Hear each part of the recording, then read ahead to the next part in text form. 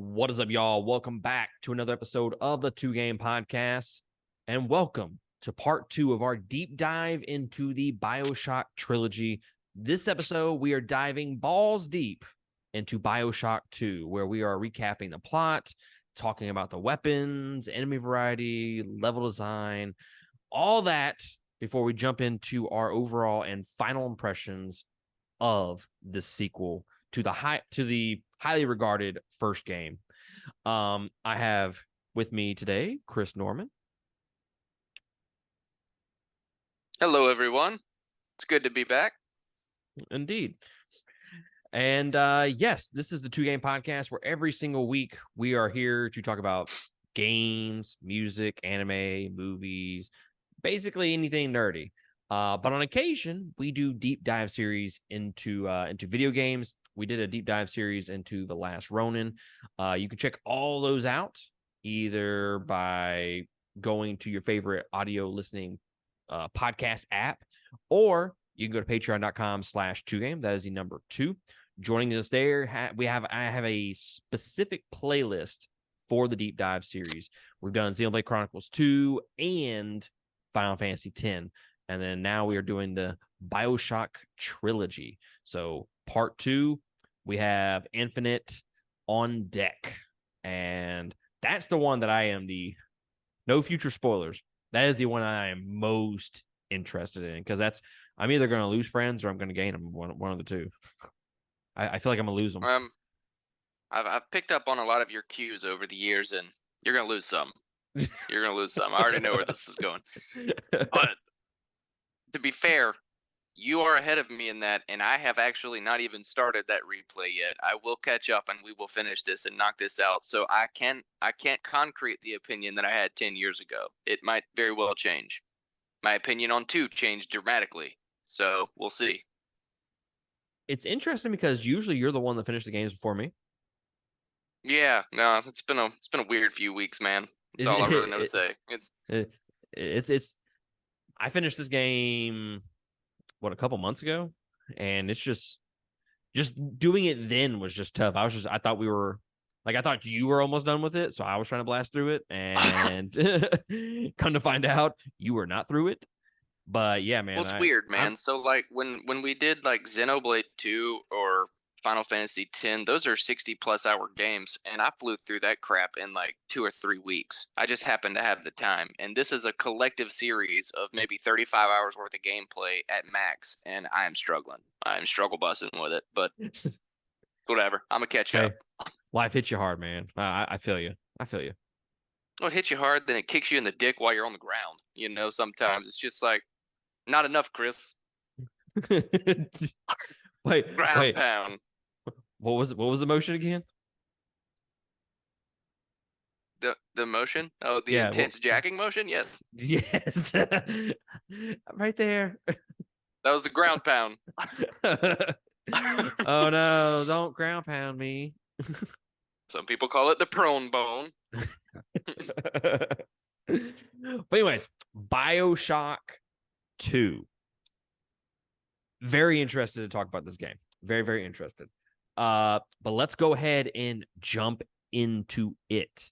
We're going to recap the plot, and then we're going to talk about the weapons. We'll go through each weapon, talk about which one's our favorites, and then we'll do the enemies, and then we'll kind of go into our final impressions of Bioshock 2.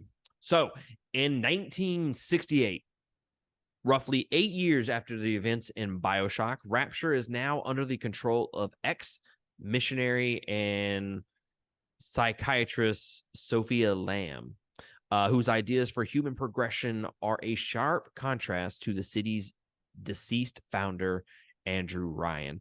While Ryan believed in the genius of the individual, Lamb believes in collective effort and the power of the community, as well as a philosophy surrounding butterfly imagery, indicating rebirth. She considers Rapture's failure to be undeniable proof that the self is the root of all evil and suffering. Under Sophia's rule, the first generation of Little Sisters have matured into adolescence. The Big Sisters, as they are now known, are highly aggressive and have the ability to use plasmids absorbed from gathering as a child. Big Sisters kind of threw me off at first because I was not expecting them, and they are not as slow as their Big Daddies. Let me just say that they're quick. No, yes. Big They are Sisters are rather quick. terrifying. And It this, well, I'm reminds me sure of we'll talk more about it when we get into the enemy section. But this score when you know they're coming is it's so good for the aesthetic of Rapture. I love it so much. it reminds me of Metroid and Samus Yeah, a little bit. Yeah, a little bit. with the design. But if they were like undead, kind of. That's true. Sophia sends Big Sisters out to coastlines across the Atlantic, kidnapping little girls and turning them into new little sisters. At a New Year's Eve celebration in 1958, Subject Delta, the first Big Daddy to be successfully bonded to a little sister, is starting his usual rounds with his little sister when she races ahead and is attacked by a group of splicers. Naturally, Delta defends his gatherer, but is stopped when the last splicer hits him with a hypnotized plasmid. Sophia Lamb appears and informs him that his little sister is actually her daughter, Eleanor Lamb. Before forcing him to take a pistol to his own head and pull the trigger, 10 years later, Delta is revived at a Vita chamber and begins to receive telepathic messages from Eleanor pleading for help. Delta encounters Dr. Brigid Tenenbaum, who tells him that in order to save Eleanor and stop Lamb, he must travel across the ruins of Rapture to Fontaine Futuristics, where Eleanor is held. If he does not, his bond will stop his heartbeat if he strays too far from his little sister, preventing him from escaping Rapture and eventually killing him. On his journey, Delta is aided by Tenenbaum's new ally, Augustus Sinclair, a businessman and confidence trickster. Delta also receives aid from Eleanor, who uses her psychic connection to the new little sisters to leave care packages and messages for him throughout Rapture. Through the audio log scattered across Rapture, Delta discovers that against Andrew Ryan's better judgment, Lamb was originally brought to Rapture to help those who are struggling to cope with underwater life. However, Lamb used the therapy sessions as a means to brainwash her patients into joining a cult that she called the Rapture family. Soon, Lamb was confronting and defeating Ryan in public debates. In response to this new threat, Ryan asked Sinclair to deal with her. Sinclair used reporter Stanley Poole as a mole within the family to compromise Lamb, who was then arrested and sent to Rapture's prison, Persephone, leaving her daughter Eleanor in the care of her trusted lieutenant and singer, Grace Holloway. Lots of shit going on, man. Lots of shit. Yep. And When Eleanor, this entire section that you've gone over so far is 2 hours of gameplay, probably. yeah. So I already think that they've done such a better job of telling the story compared to the first game. Just as a preface to the rest of this series.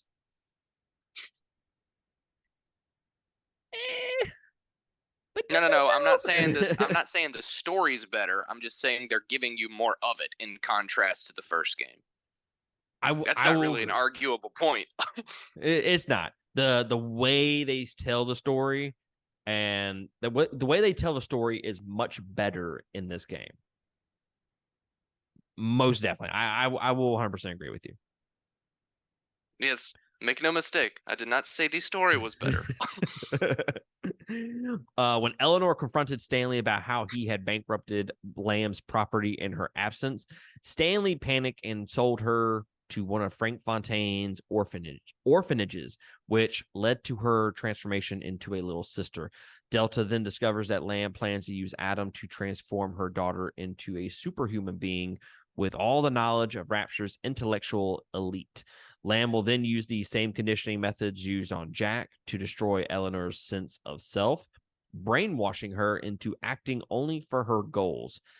Sinclair's agenda also becomes clear. He plans to take control of Rapture from Lamb, cannibalize its technology, and sell it to the surface world. Delta's journey is halted first by a block of ice blocking the exit door to the train station at Ryan Amusements. He enters the park to find the incinerate plasmid to melt the ice. Lamb, however, is not eager to see Delta and locks down the railway in an attempt to stop him from getting to Eleanor. This forces him to stop in Pauper's Drop to get the override key from Grace Holloway, who holds a deep grudge against Subject Delta.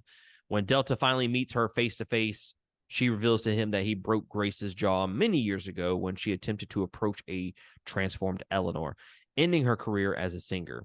Delta is then given the choice of either killing or sparing Grace.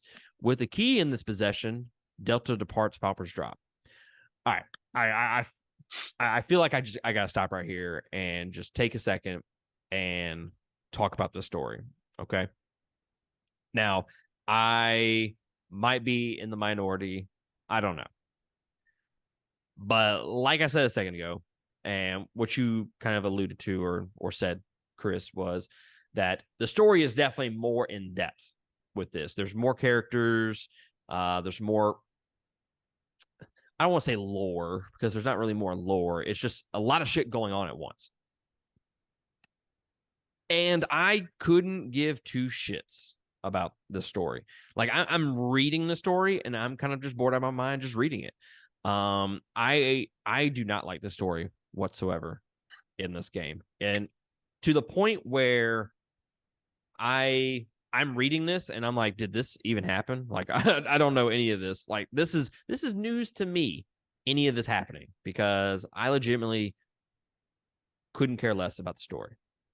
It was uninteresting, and me reading this just further proves my point. Yeah, I disagree. I have to be careful what I say in reference to the story because we're only about halfway done with it. I don't think the story is bad. It was easier to follow in Bioshock 2 than Bioshock 1 for me. But where I think it took a dip is where I love the aesthetic in Bioshock 2 as you're still in Rapture, and the aesthetic is better to me because of the time that has elapsed. Rapture has fallen even further into chaos, and at this point, it seems like it's on the brink of actual destruction. So the aesthetic is even cooler than it was in the first game. You've already gotten most of Rapture's lore from playing the first game, so they had to put a story together. So that's where I think it kind of falls in comparison, is because you're so enveloped in Rapture's history in the first game. And it wasn't, as I said earlier, the story that they have in this game is definitively told better than it was in the first game, because the entire plot and the entire set of what most of the lore you find out about are through audio logs.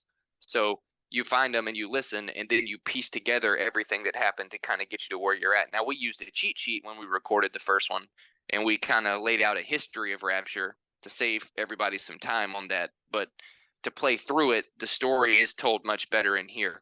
I do like the story here. I won't say better because the newness of Rapture had worn off, and that was just hard to top. But I do love what they did with the story because it focuses more on not the downfall of Rapture, but the aftermath, and it really zeroes in. And I'll say this very vaguely because we will talk more about it, but it zeroes in on the relationship of a big daddy and a little sister. And that's something that pisses you off in the first game because it's something you have to deal with rather than be a part of. But in this game, it kind of gives you an inside look and tells you the story of the connection that they have. And I also like the fact that they didn't throw the audio logs out. You can still find out anything extra about what's going on around you that you want to. I remember the big oh shit moment in the first game was obviously the would you kindly thing. That whole series of Yes. events and that sequence of videos when you find out that you were being controlled the whole time. There's not really one of those moments directly in the story of this game, but there's one or two of those moments that you discover through audio logs. So it's like they took their structure from the first game and the structure from the second game and just made them polar opposites.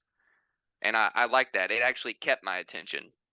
The one fallout that you just can't get away from is probably what ruined it for you. Is just the story's not as good. It's not as enveloping of a backstory compared to the first game, but it is still a good story to me. So to that point, you mentioned the relationship between the big daddy and the little sister. I will agree. I like that aspect. The whole aspect of becoming a big daddy for this game and not necessarily just some random guy that just, or I say random guy, air quotes there, if you're listening to this, some guy that Right. just crashes into the ocean and then just happens upon rapture.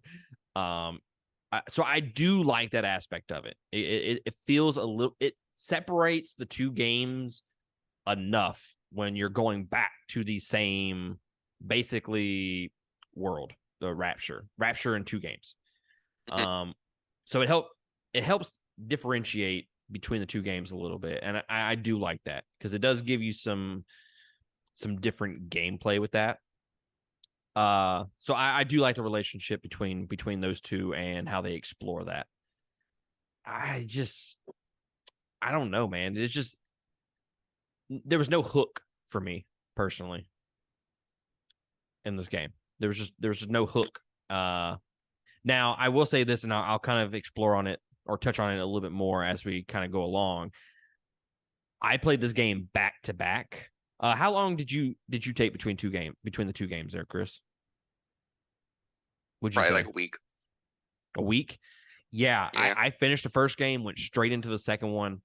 Um, I don't know if that's necessarily a good idea, honestly. Um, Now I feel like if you have not followed the podcast for any length of time, if you for whatever reason you're listening to the Bioshock 2 deep dive and you didn't listen to anything in the first part of this deep dive, then I will reiterate the fact that I am not a fan of shooters. I'm not. I'd rather do RPGs, I'd rather do Souls games, uh those types. I'm not very good at shooters, and I just don't find them like there are some shooters out there that I really love. GoldenEye, Destiny, uh the first couple of Gears of War movies, not movies, games. So there are games out there that I do like that are shooter games, but I'm just not a huge fan of the genre in general. So when I have all these opinions, I want everybody to remember that that I'm just not typically a fan of these types of games. All right. Fair. That's touche. Yeah. I feel like that had to be said. Well, you Because don't. that I mean, don't get me wrong, man. You don't sound like you're absolutely dogging the shit out of the game to begin with. But I mean, I'm with you. Some people just there are certain games you prefer, and some games you'd rather hear about. exactly. I think when we get to like the overall impressions and we dive a little bit deeper into the game, I think people will start to realize that this is really the biggest critique that I have about the game. Aside from the fact that I don't think personally I should have played these games back to back. I think there should have been a few weeks. The reason why I say that is because the games are so similar. Yeah, it's that's fair. That's honestly, as I was playing through it, and again, I took a break, but I mean, it wasn't a huge break. I was still very. I had the first game fresh on my mind. They're. I don't know. It's like they were going for some type of hidden irony in the fact that they are so aesthetically similar, but they tried to internally make them so dramatically different. Like the aesthetic and the general gameplay is very very similar, but it seems like everything, like if you put those two things in the middle of the bubble and then draw every other aspect of the game in a circle around it, it's like they just tried to reverse the wheel of that circle on a lot of things. Yeah, or it just has that typical sequel flair to it where it's like, okay, we did really good with this first game. Let's give them more of the same and just fix some of the shit that was fucking wrong with the first game. To a degree, I think they honestly. Well, we'll get to that when we cover gameplay, but I think honestly, I think they they fixed it too hard in certain aspects. Some things are perfect. Some things were like, doesn't seem necessary, but okay, I'll take it. Definitely interested in hearing your opinion about that. All right, back to the story. Delta's journey is halted first by a block of ice, which I have already said all that. Back to the story. Delta's efforts are once again hindered by another one of Lamb's lieutenants, Father Simon Wales, a blindly zealous splicer who believes that Eleanor is the key to paradise. Wales fires a torpedo at Delta's train car, which badly damages it and hurls Delta from his craft. To get to another functional train car in Dionysus Park, Delta must go to Siren Alley, where Wales has set up a temple for the Rapture family. After killing Simon, Delta starts draining the park, but then Lamb overloads the pumps, flooding Siren Alley. Delta enters and finds the train cars are locked down, courtesy of Stanley Poole, who promises to open the trains up again if Delta empties the park of its little sisters. As Delta takes care of them, Poole reveals he wrote an article about Delta. Delta was once an ordinary man nicknamed Johnny Topside. He found Rapture while on a diving expedition and became something of a celebrity within Rapture's walls. Andrew Ryan, however, was convinced that Johnny was a spy sent by the CIA or the KGB, much like he would when he encountered Jack, the protagonist from the original Bioshock. Eventually, Ryan had him made into a Big Daddy, codenamed Subject Delta.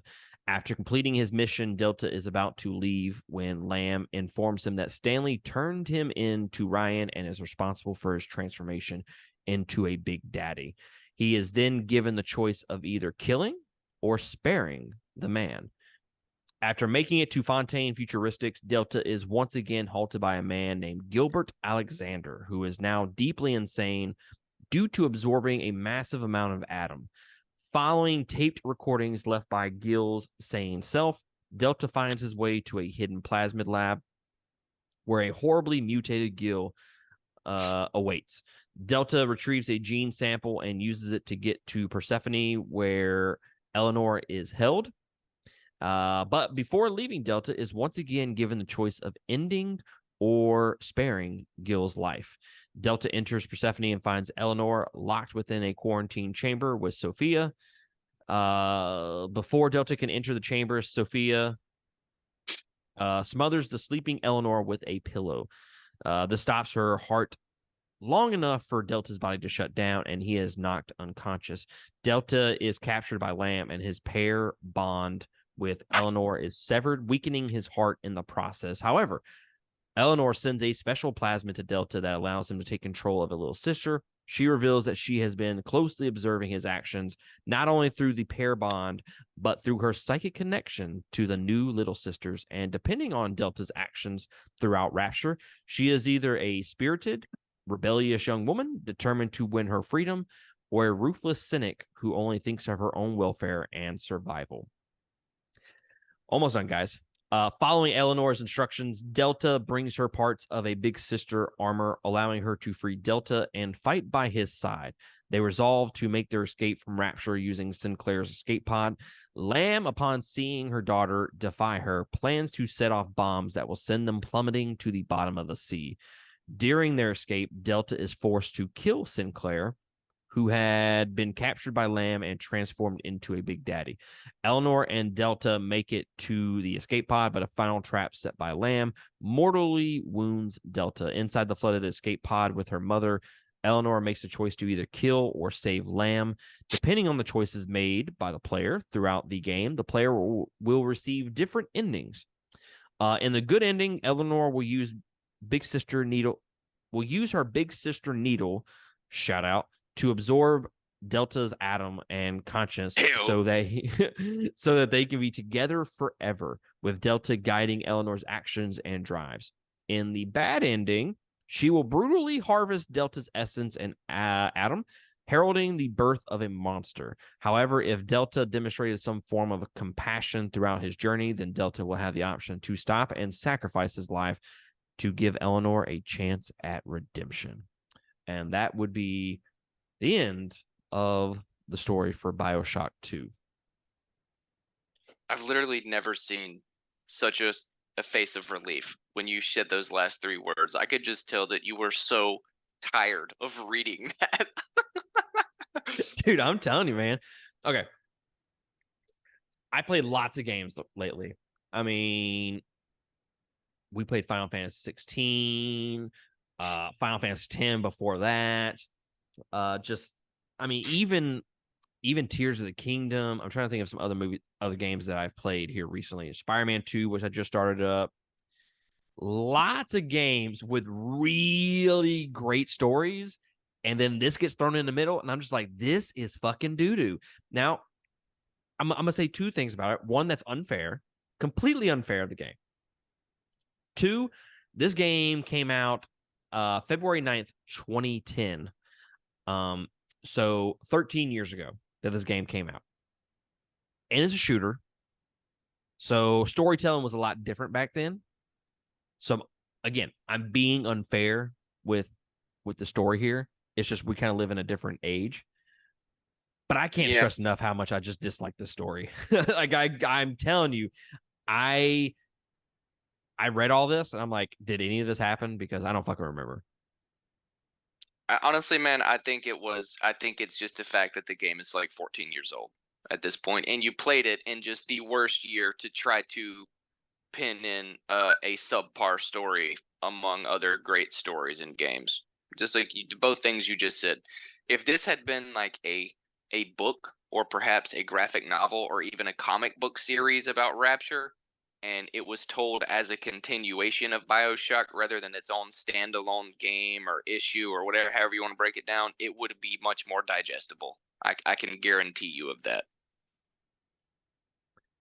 I hmm, I had a thought in my head and it just completely just went bloop right out the window. Um, I I think the issue is we've done two other deep dives. Okay, Xenoblade Chronicles 2, fucking incredible story. Loved that deep dive series, right? Then we have Final Fantasy 10, another fucking incredible deep dive series, which I highly recommend y'all go check out. We put a lot of time and effort into that. That's not on Yes, we YouTube. That is only audio format only. So both of those deep dives are on podcast apps, not YouTube. So great stories from both of those games. Great characters. And then it's like I said, it's unfair. But then we do Bioshock, and it's just like, oh, this is nowhere near as good. It's kind of like one of those things, you know. Now, granted, Final Fantasy X is an older it's game, not. No, older you're than this one. no, but come on, gold lasts forever, bro. You know, it's Right? that's So not even a I acknowledge that some of my complaints about the story and my deep seated hatred for it is it's kind of unfounded and it's unfair. But I mean, it is what it is. I don't care for it whatsoever. dude. We have got to do Persona 5 Royal. I just listening to you talk and hearing the comparisons of why you hate this one and why you love those stories and those other games so much. Gotta do it, man. Gotta Oh, do. it's I gonna happen, sir. demand it. I demand it. And you have to fucking do it. Yes. All right. So let's jump into the weapons for a little bit because I think this section is it's kind of interesting for sure. We'll start off with the drill. I kind of know your vague response about the drill and positives about it. It's a melee weapon that uses drill fuel. I'm gonna be honest, I didn't use the drill a whole bunch in my playthrough. You're gonna hate me for saying this.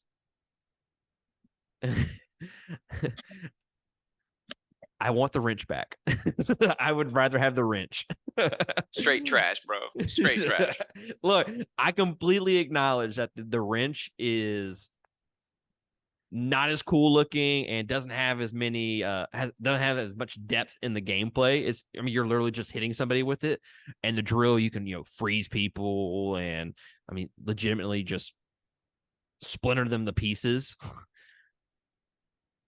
But I like the wrench. I like the simplicity of the wrench. I liked how I can just push one button and the guys just get hit. This one I have to hold down. It's again laziness. Laziness. I kind of just want to breeze through it and I just want to fucking clock someone over the head and fucking kill them. Okay. I am so flabbergasted at what you just said that I don't have an adequate response locked and loaded to this point. The It doesn't drill fucking make is sense. the drill is the only weapon, bro. Just the only weapon. And then I mean, you've got I don't remember how late you get it, but it's probably somewhere halfway through the game. You get the not the plasmid. What are the upgrade ones called now that they separated them out? No, it's an upgrade plasmid. It's not one of the main plasmids, but you got the one that intensifies the power of the drill, but you can't use any other weapons. And all you can use are the drill and plasmids, but it makes everything stronger. And it's just a game breaker, man. It's a freaking cheat code and I don't think I even used that. just you probably didn't if you prefer the wrench. It's once you just turn the game off, go play Minecraft, bro. The wrench. Look, like I said, I'm able to just take a step back and realize how weird some of the shit that I say is, and I completely acknowledge that. Like, I'm gonna be in the minority on this opinion. But you know what? I will defend you actually on this. Not your opinion. You're wrong as fuck. I'm sorry, but I will defend your place because you were so tired of this game 3 hours in that you were just trying to breeze through it, and you have to play with the drill to figure out why it's so good. Like you legitimately have to. You have to. It's kind of like the camera, man. You have to just use it on various enemies in various situations, and then realize what works for them doesn't work for them, but it's the only thing that works for these guys. And I'll break that down better for you when we get into the enemies. But yeah, overall, man, by the end of the game, I wasn't even buying ammo or picking ammo up. I was just stocking drill fuel for the last like probably 3 chapters. It's first game, man. Just clock done. Walk on. Well, did you Especially use if the you. plasmid in the first game that makes your melee twice as strong? Yes. Okay, see, there you go, same thing. Except this one, you can torque a massive hole through someone if you need to. I don't know, man. Just something. Maybe it's my love for like horror movies. I take that. That doesn't make any sense. That doesn't make any sense when I say that. It's Because an I would auger definitely go. mounted on your hand. Hey, I acknowledge once I said it that it didn't fucking make any sense. Fuck you.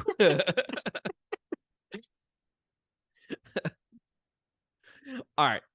I want to save the hack tool and the research camera for last out of this bunch because Okay. those are some of the big changes. I say big changes for the game. The grenade launcher, I don't know. I didn't use it a whole bunch. I felt like it was not as good in this game versus the other. I don't know. You may correct me if I'm wrong. I didn't use it a bunch though. No, I feel like the direct damage from grenades was nerfed. Um, but I feel like the trip mines or the proximity mines were dope as hell. Mm-hmm. Especially if you had a stash of them and you knew right before you got back to the air vent, before you either released or harvested the little sister, that the big sister was going to be coming for you right after, I would legitimately just drop all the proximity mines I had in a line and then wait in the corner before I would put the sister back in the vent. So I would just wait on the big sister, and by the time she got to me, half the damage was already done. Like half of her health was gone from just tripping all the proximity mines along the way. I did use the proximity mines a lot. I forget where I was in the game, but I was just getting my ass fucking kicked, you know? And you set them in all the doorways, and then you set them around Mm-hmm. her. It's when you're trying to when you get her and she's trying to take the atom from the enemies and whatnot, and you're having to Right. do the waves. So I would block all the doorways with the proximity mines, and then hopefully that would destroy a bunch of them. Some cases it would not. I would just get my ass kicked.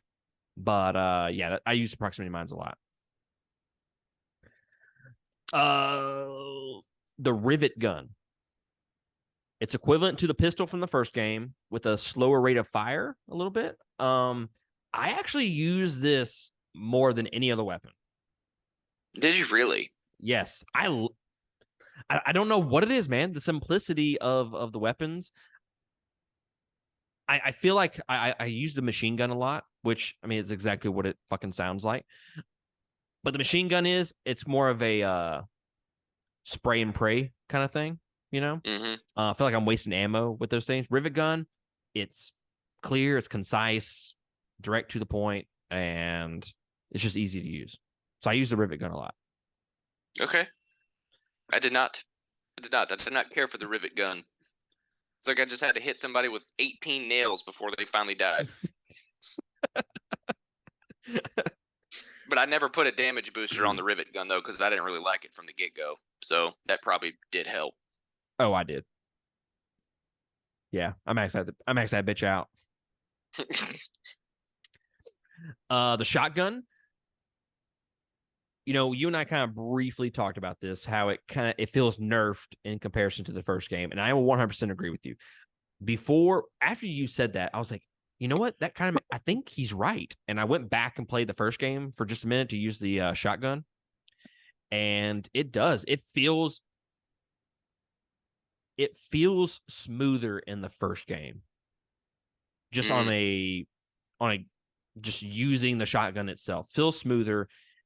This one, it's almost kind of like you never fucking hit them, and you have to It's be yeah, like it's right in their fucking face. in this one. It's almost more like like a one of those old time splitter shotguns that have like the actual like trumpet horn on the end, and that seems to be how it fires. I mean, it's just I don't know. If you get a direct headshot at somebody from point blank, it's the same shotgun. But if it's anything but that, it just takes multiple rounds, and you have to upgrade it to get more than a double barrel. And it just, I don't know. I didn't like it. I barely even used it. I would use it against the big daddies with the explosive buckshot, but that's about it. Same, and usually the shotgun's like one of my favorite things to use in a Hmm. shooter. I'll usually go for the shotgun, and this one wasn't that great. Wasn't that great? Now, my probably my Very favorite meh. weapon. Do what? What'd I you say? just said very meh. It Oh was just yeah. meh. Now, probably my favorite weapon in the entire game. Didn't use it a ton because I didn't want to waste the ammo, but it was my favorite, and that was the spear gun. That shit was fucking dope. Okay, Yeah, it was OP. yeah, it Honestly, was. you didn't get a ton of the ammo. I felt like. Um, Now this gun, it impales enemies and can nail them to walls and objects. It's a good long range weapon, which I like to do because I don't know. I'm not very good at these kind of games. So when I get close range, I end up fucking dying a lot. So I'm just like, I'm just gonna pop you from afar. So this was a good long range weapon. Although I didn't use the traps very often for this one. Yeah, I didn't either. I didn't either. I upgraded it, and then I got the max upgrade. You know how each weapon, if you upgrade both of them, you get a third one that you can purchase. I actually did that for the spear gun, and it turned it into like a sniper rifle essentially. So you could shoot like a spider slicer or a Houdini splicer. The Houdinis were the best ones to do it to, because if you stick them to the wall, then they can't keep disappearing 100 times. But they wouldn't have to be against a wall for you to like stick them into it. Once you upgraded it and made it stronger, they could be in the middle of the room, and the spear would launch them to whatever wall was behind them, and they would just hang out there while you dealt with the rest of the enemies. It was phenomenal. Outside the drill, the spear gun's about all I used. Yeah, spear gun was so fucking cool. Hack tool, research camera.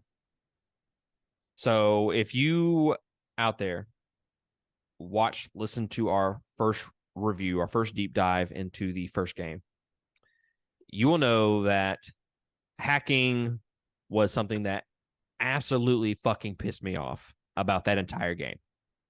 I like the research camera from the first game. I thought it added a little bit more depth to the overall game. The hacking was legitimately one of the worst things I've ever done in a fucking video game, because fuck all the hacking that was in that game. So they decided to change things up with this one, and they give you a hack tool. So you're not sitting there doing these hacking mini games. So instead, you are basically shooting the cameras, turrets, the bots, whole 9 yards with a hack tool / hack gun. And you find these little tools all around the levels, and you can basically just bloop, shoot it and hack it. And it's kind of just done at that point. I appreciate that they made it easier to hack these things, but did we really need to include it into the weapon wheel? Yes. No, we didn't. Because I'm fucking trying to shoot enemies with my fucking hack tool sometimes, because I'm trying to I don't like to go to the weapon tool. I like to kind of memorize the quick slots. You know what I'm talking about? If you just push like what is it? Mm-hmm. The right bumper, and I can just quickly cycle through all my weapons that way. And when I accidentally shoot someone with a fucking hack tool and it doesn't fucking work, fuck them. Yeah, and then you waste that hack dart. They had to do it that way because you have to be able to equip it as a weapon to actually shoot the hack dart, because there are certain parts, even with story progression, that you have to shoot like through a window to hack something and open a door for you to walk through. But they should have positioned it better on the wheel. You should have had to go through another weapon to get to it. Like, it should have been not just one of the 6 main ring ones. You should have had to like go through the grenade launcher or something to get to it. That way you have to Like, way the actually fuck over here. continuously cycle. Right, right. It shouldn't be something you can accidentally equip. I will agree with that. Okay. If they would just put it on the side, I can't cycle through it in the main wheel. Just fucking pissed me off. I'm like, bro, y'all had a good idea and you fucked it. You Yeah, fucked it. that's part of what I was talking about, man. It's like overcompensation. You know how bad everybody hated hack shit in the first game, and you made it better. Honestly, I didn't mind hacking anything in this game because Nope. it was still tedious at some points, and some of them were difficult until you upgraded, but it was over in 7 seconds. You know, it's not a Shout out. 45-second puzzle. Right. It's the story of my life. It's not like this 45-second mythical. Never mind. Don't say that word, Chris. You're not dedicating a full minute to everything you have to hack. You know? Shout So, out. yeah. No, I almost brought up the mythical something. I'm not sure I follow. Yeah, yeah, I can't. I have my limits. I can't. I can't. God, it would have been funny though. So on the flip side of that, the research camera. Yes. Again, they kind of change things up with it, and they include it in the weapon wheel. Bro, what the fuck? What the Didn't fuck? even use it, man. I hated the research shit in this game. Yeah. Well, I might have. I don't know. I might have loved it. I didn't even try it. So, I hated it didn't in even this game. care to. It was just the way they designed it in this game versus the first game. It was just like, guys, why did y'all we're changing the wrong things about what was good about the what was wrong about the other game, okay? The research camera was not an issue in the first game. It was not. The hacking was a Well, I huge think it issue. was just overcompensation. Yeah. Yeah. Yeah. It was just the equipping of it was a problem, but what they did didn't help. Like No, well, I'm thinking more about the hack stuff. It's something they addressed, but it's not something they fixed. They just changed. exactly. And I don't think they should have changed it. I think they should have just kept it the fucking same. Like, bruh.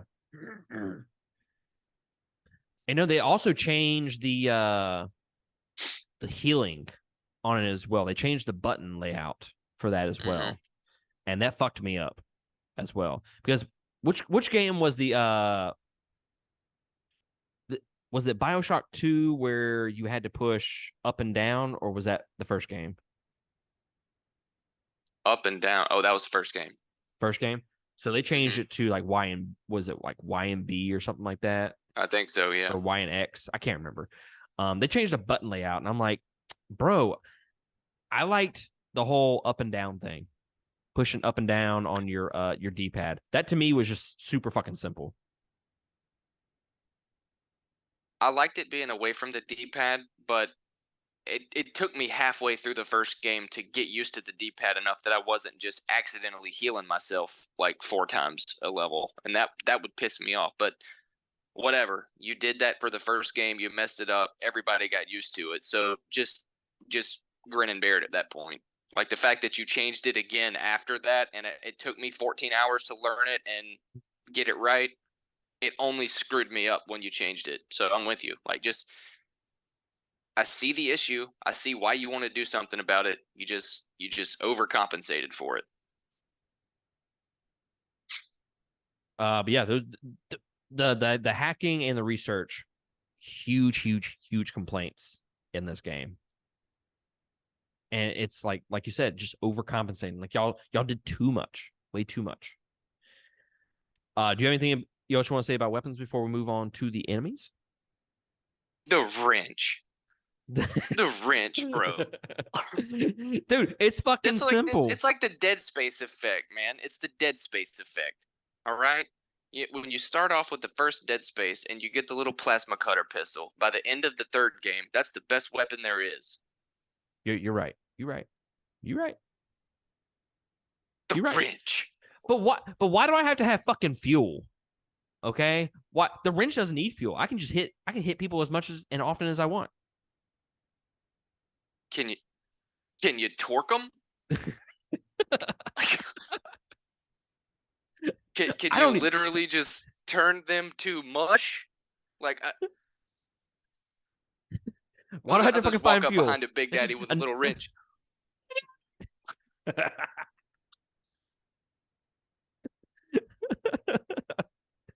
I'm just saying. Why the fuck do I have to go look for one more fucking item in this world and look for fuel and make sure that I'm good on that? The wrench is always there, Well, man. It's always there for you. funny you should say that because we're just getting into the enemy section, and I will explain why. All right, guys, jumping into the enemies. Now, this is largely unchanged from the first game. There are some differences. So they still have the talking bad. Still, they have the thuggish, the lead heads, spiders, and the Houdinis. Spiders and the Houdinis are still the most annoying out of the bunch. But they absolutely they added in some other enemies, and by other enemies I mean like one, and that was the brute. And we're just talking about the main, just generalized enemies right now. We'll jump into the Big Daddy and the Big Sisters in just a second. What do you think about the brutes? I think they're just dicks, man. More so than anything, they're just dicks. They're scared little dicks at that. They're like limp little dicks. Yeah, but I mean, the brute is the only thing they could have possibly called him. But you see this a lot with sequel games, and you see it a lot with like evolving card games. Like it made honestly, I don't know how. Maybe it's just my ADHD brain. But as I was playing it, I was thinking about Magic the Gathering. How every time a new set comes out, there's always a card that when you first see it, you're like, oh my god, what can be done about this? And that was the drill for me when I started this one. But then you go over to your buddy's house and you're just playing against each other and he throws out a card against yours that you're like, "Oh, there's the brute. Okay, I see what you did, Magic the Gathering. You gave me two badass things that counteract one another." So, I mean, but that's why I kept the drill charge just solely for the brutes. I would freeze them and then just drill them until they shattered into pieces. Like I didn't even they were so annoying because it was always among a horde of other people. I didn't even care about getting the loot they dropped. I just wanted them off my map. I'm telling you, dude, they were fucking dicks. And if They were. you touch them, if you touch their limp dick in any way, they would jump off into a building and fucking run away. And you're like, bro, like, and they're still shooting you. They're still hitting you, Yep. throwing shit at you. So you got to go kill them. But now I got to go up this goddamn building and fucking find you. Yeah. And oh, dude, like, and they're so like they have so much HP too. Like, Mm-hmm. I used hypnotize a lot in this playthrough, and I barely used it at all in the first one because the first thing I'd do when I got to a new section was all the little sister stuff. That way, when I actually had to progress the story through the section, if I came across a random Big Daddy, I wouldn't have to worry about hypnotizing him and scaring off the little sister because I already had it done anyway. So I would, every time I found one, I would just hypnotize it, and it would be just this horde of people. And dude, if there was one brute, that Big Daddy didn't stand a chance, bro. Like, it was over. He was going to kill him. And it would just piss me off every time because you could hypnotize a Big Daddy, and if there's not a brute in the picture, you can just effectively wait like 12 seconds and not waste any ammo, and he'll clean up the map for you. But not a brute, not a chance. I I really did. I really dislike those motherfuckers, man. But here's another little issue that I want to talk about with the game. I'm not a fan of the variety. Before we jump into the Big Daddies and the Big Sisters, I'm not a fan of the variety. You give us one different enemy, and this kind of goes back to my original point of I should not have played these games back to back because now I'm facing the same enemies in the same world with the same plasmids, essentially, for the most part. So it's like I'm playing. It's almost like this game was designed, and just hear me out. Let's say you play a game that is thematically and gameplay wise should only be 10 hours, but they stretched it to like 17 to 20 hours. Okay. It's just too long of a game, right? So that's kind of what happened here. I feel like I played a 30-hour game, a 20 to 30-hour game that should have only been 10 hours. And it's because they didn't give me any variety with the enemies there. You gave me one different enemy. I mean, yeah, no, that's a fair gripe. I'm not going to counter that one. I've defended a lot of the points you've made up to this point for sake of the game and the developers, but no, you're right. You only gave me one new enemy as far as the base enemies go, and it is not an enemy that I enjoyed receiving. Like, it is not. It was not a welcome gift. It is not. It was just a burden, you know, just a fucking burden. There was no blessing involved. Yeah, and that's it's one of the big issues that I have with the game is it feels, and this might be a little harsh because I think the level design in this game is,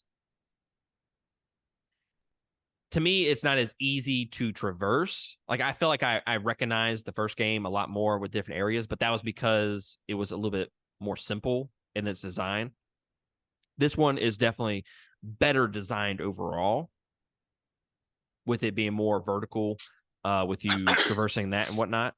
Um, but largely, it just feels like they copy and pasted this game from a lot of aspects. And when you play it back to back, that's kind of the issue you have. Like, all right, give me like 3 or 4 different enemies, you know? Like, I understand that probably lore wise, it probably won't make sense to take out the thuggish, the leadheads, and the spiders and all that. But give me like 2 or 3 extras. Yeah. I mean, yeah, no, couldn't agree more. Honestly, couldn't agree more. There are 4 Big Daddy variants: the Bouncer, the Rosie, the Rumbler, and the Alpha.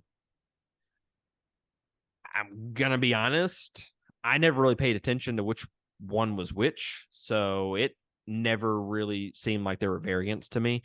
I just, when I saw one, I fucking went balls deep in them.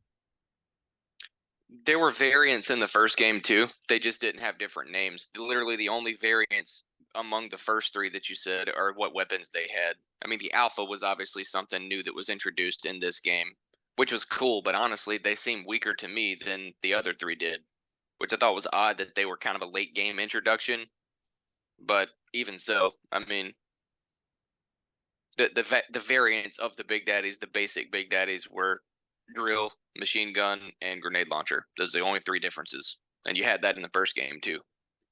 They just weren't Exactly. called that.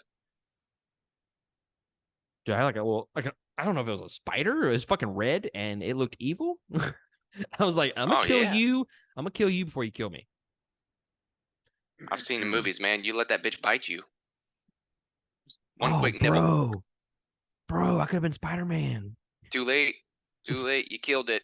Damn. All Spider's right. like, joke's on you, motherfucker. The last enemy to talk about is the big sister. And we've kind of already briefly talked about the big sister. I got like Metroid vibes with her. She's very quick, very, very quick. She's like it's almost kind of like a lightweight Big Daddy, essentially. Like it's Mm, almost kind of like a sumo wrestler versus like a lightweight boxer. If you were yeah. combining the two, the big sister is just all over the place. She's quick. I didn't mind the big sisters, honestly. Didn't mind them. I thought They they were were they good. were more like it was more just aesthetically adrenaline pumping than it was difficult. Correct. Because the score they play when they come after you and just the feel of the actual combat, it's like a spider slicer in a Big Daddy suit is kind of the way I played it, because a lot of it was close quarter stuff, but then she would jump back whenever you got it like a chain of ammo on her or whatever, and just like rail you with shit that she threw for a minute. It was honestly like fighting a souped up spider slicer to me. I didn't catch that before, but yes, you were absolutely right. But again, drill. I just Freeze and unloaded on. drill, friend. Freeze and drill. I just unloaded on her, sir. That's all I did. Yeah, you did. While you drilled her. And drilled her, I did. Never didn't even catch all these innuendos when I played through this game, but there is a lot of symbolism, huh? Hey, if A lot of anything, Freudian shit going on. if anything, dude, I can bring those innuendos out, man. I have I a knack appreciate for it. that. Yes, I appreciate that. I guess the last thing that to talk about, and I've briefly talked about it, so I kind of want to get your opinion on it. What do you think about the overall level design in comparison to the first game? In comparison to the first game, it's I mean, it's the same, but it's also there's more vertical aspects to the levels. yeah, it honestly, I appreciated the concept of trying to move in that direction. I just think it was kind of overdone, along with a couple other things they changed that we've already talked about, just because the flow of the map every time you changed a level just didn't seem to sequentially go where like you I would get lost toggling map heights because it just when I went up this certain staircase that looked like it sent me here, it didn't. And then I would have to recalibrate and be like, where the hell am I? I like that the levels were scaled larger because there weren't as many of them. So they didn't want to cut time out from your exploration, so they just gave you more to do in certain areas. I like that because it allowed me the freedom to do everything in a certain area in the order that I wanted to do it in. I would always go rescue the sisters first, and then anything objective based I would do after that, so that I could use the big daddies, to my own benefit.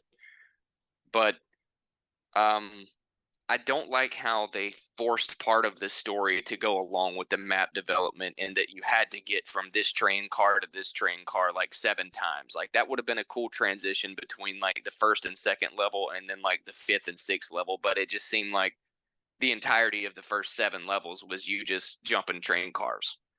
And it just seemed like it was really overdone to me. Yeah, it felt like a Mario. map. Like you just, oh, I'm just gonna go to the Right. next one. Like it didn't feel connected in a way. Right.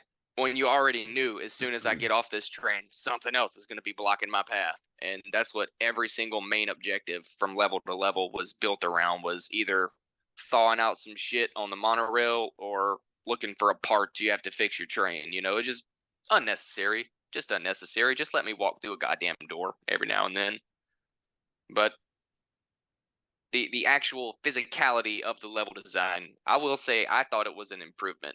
Just because I like to do a lot more in a certain area rather than spend an hour here, an hour there, an hour there. I like the fact that I had the freedom to kind of make the larger area my own. Yeah, so I think all those points I agree with for the most part. It's almost kind of like I'm gonna use an analogy here. Have you ever seen the movie uh shit, what is it? Fucking There Will Be Blood? Mm-mm. Okay. If you watch There Will Be Blood, or if you even watch like Phantom Thread, it has what is his name? I can't fucking think of his name. He's a really fucking good actor. Anyways, the point I'm trying to make is those movies are both 5 stars. Okay, 5-star movies. There Will Be Blood is actually a really, really great movie. I actually really love that movie. Um, the issue with those movies, and as amazing as they are, they're not movies that you want to watch on a regular basis. Okay, Okay. they're kind of like long and slow. Like No Country for Old Men vibes. Oh, sir, that's No Country for Old Men is fucking amazing all the way through. I mean, I'm not arguing with that. I'm just saying I couldn't watch it every day for like a month. It's just something I want to maybe twice a year. I'm good with. No, it's a little bit more slower than that. Oh wow. Okay. Yeah, it's a little bit slower than that. No Country for Old Men, I feel like the pacing is really great in that movie. That's just me personally, though. I really love that fucking movie. I'm sorry I talked about No Country for Old Men. Don't squirrel the situation. This is what this You is my don't have to. payback for you bitching about the drill. All right, fine. You know what? Then I'll take it. Then I'll bend over and take it. I will defend the drill until my last parting breath. The wrench. The wrench. So, anyways, back to what I was Just saying. charge up in that bitch with a flathead screwdriver. That would be funny. Just have tools. That would That's be. that's all. Kind of would That's all be. your melee weapons Just a are. just a toolbox. Just a toolbox.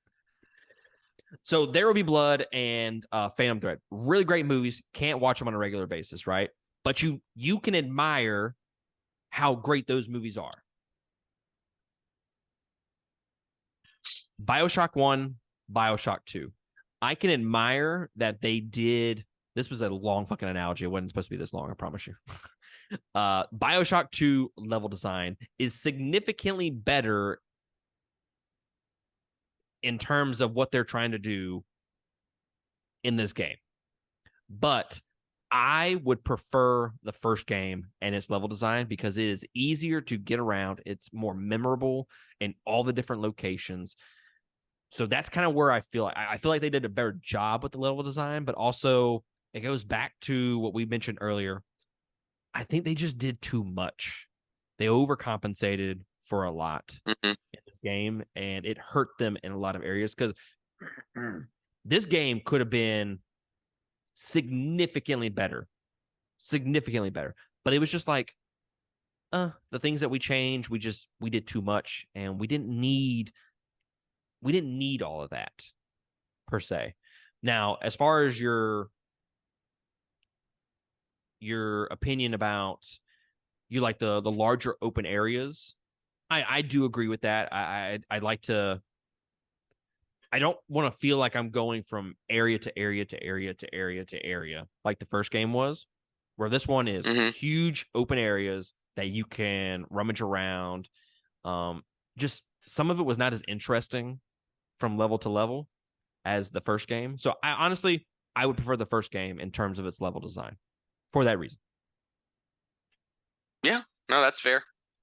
As I will agree wholeheartedly aesthetically that the first game's levels were compartmentalized much more efficiently as far as when I get to a certain area and it's called this and I expect it to look like this, it did.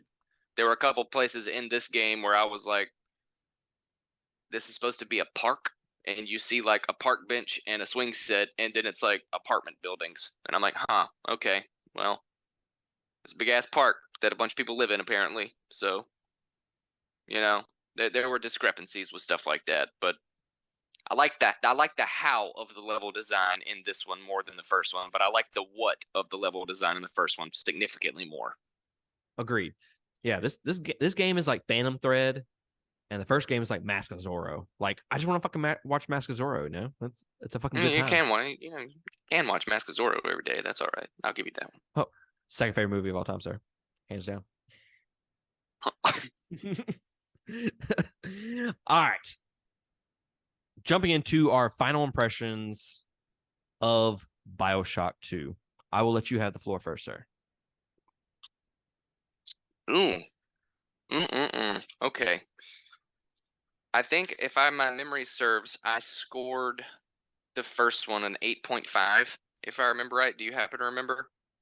I do Okay, I not think remember that's off what the top I of my head. did.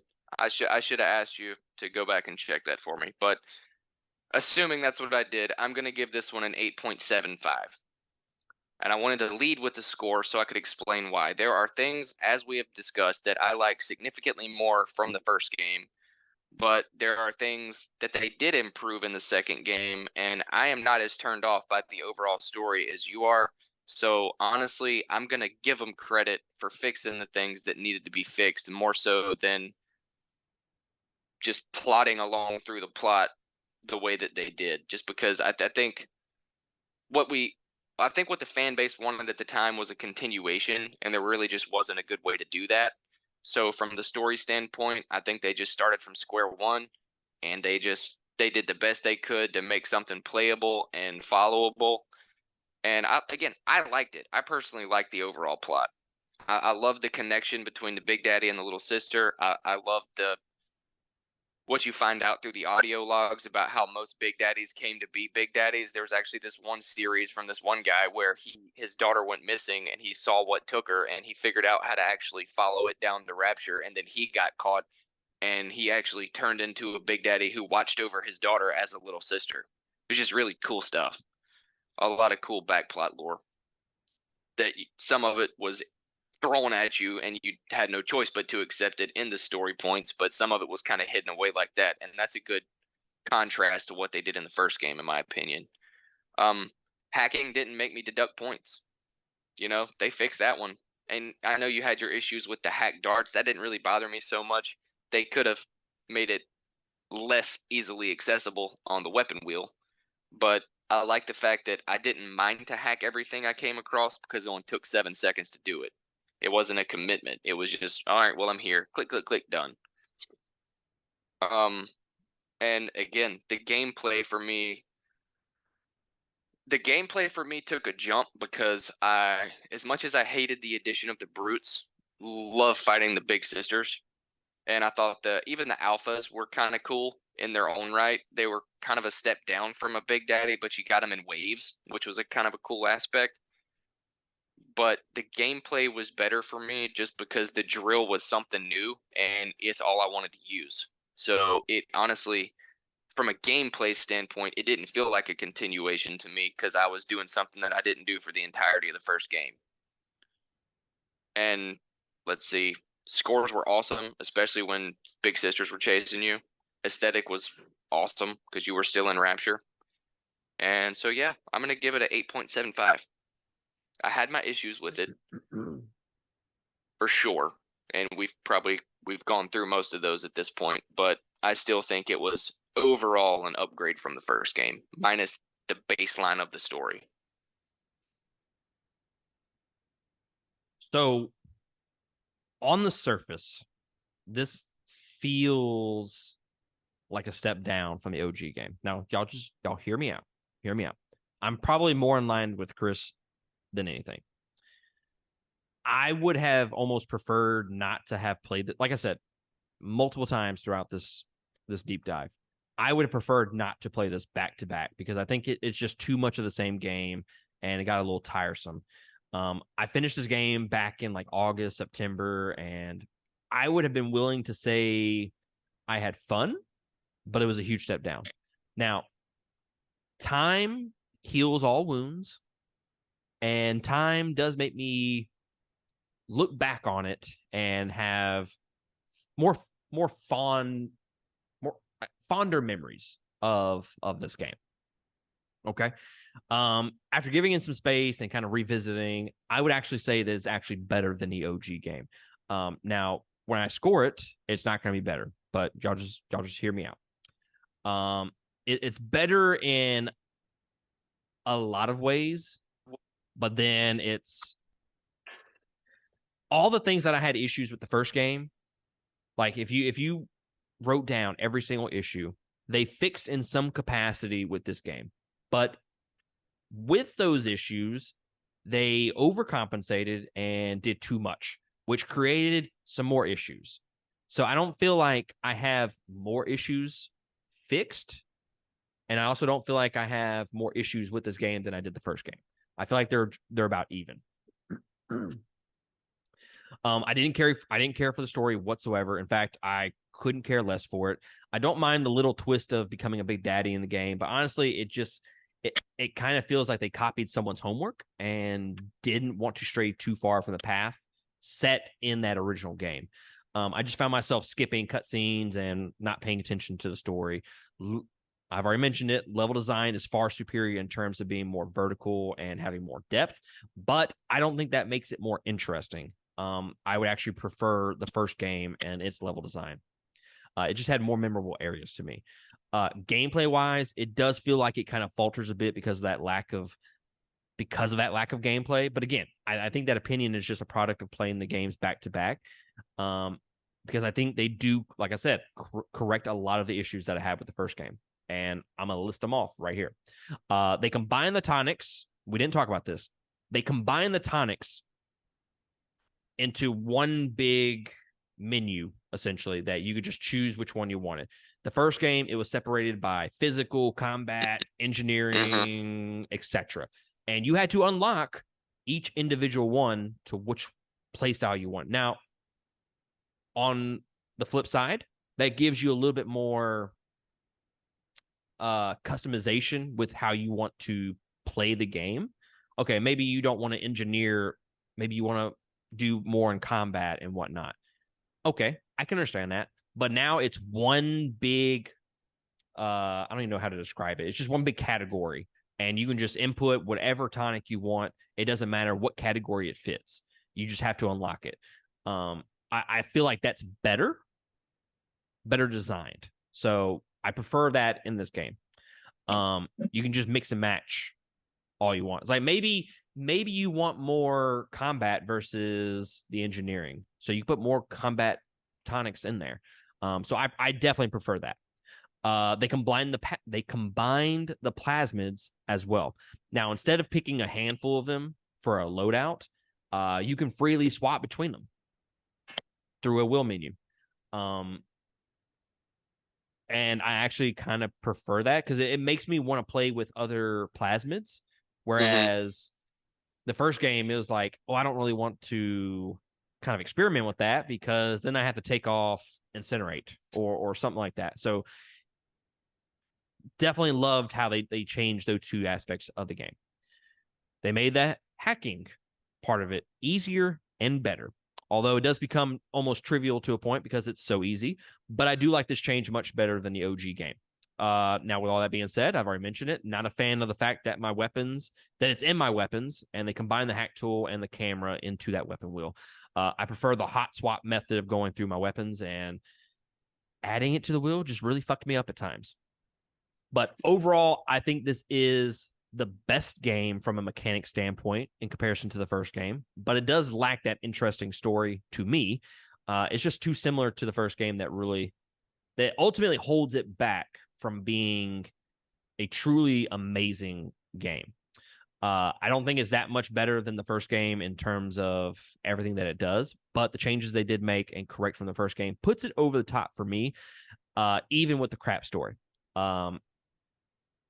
I will give it the same score as the first game, 8 out of 10. I think it's great. But if I had to go back and play one of these two, I would play Bioshock 2. Unexpected, to be honest with you. I Unexpected. if you would have asked me a few weeks ago, I would have said Bioshock 1 without a doubt. Without a doubt. But once you start, and that's the great thing about doing like reviews and stuff like that, doing research, and then kind of typing your notes, and then going back into the game with a fresh set of eyes. And also, weeks since I played 2, months since I played 2, right? And remember, I played those games back to back, so now I could go back to it with me not being as fucking tired of it. So I think that had a little bit to do with it. But Touche. yeah, I would definitely prefer this game, even though it's the same score. I think this is a better game. Fair enough. Now it's on to Infinite. Infinite. So I want to give everybody a little tease, okay? I'm gonna tease the tip for just a second. All right. I am going to be 100% in the minority for my opinion of Bioshock Infinite. I'm curious to know if Chris hasn't played it yet, right? You haven't started it whatsoever? Mm-mm. Okay. You've played it before, but you haven't started it for this particular playthrough. I haven't played it in like 8 years. So I'm curious to know how the episode will go based on you playing it before and then playing it again now. So that's going to be super interesting. I'm just going to go ahead and warn everybody. This is going to be a fucking great episode. Okay? Great episode. There will be rants. There will be rants. Oh God. This might I think in terms of all the content that we've ever done. And again, this is me teasing the tip a little bit, okay? Out of all the content 2Game has ever put out there, I think you could put this in one category and put it next to one specific incident that has happened on the 2Game podcast. And you could put it right next to Venusaur versus Geralt. And I think that is what you should expect for Bioshock Infinite Deep Dive series. Oh, well, that's good. That's good since we're never going to actually get Geralt versus Venusaur. That's fantastic that this is going to come close. I'm super excited now. Super excited now. Not so much excited to play it now that I'm done with Rapture for the moment, but excited for the battle. Excited for the battle.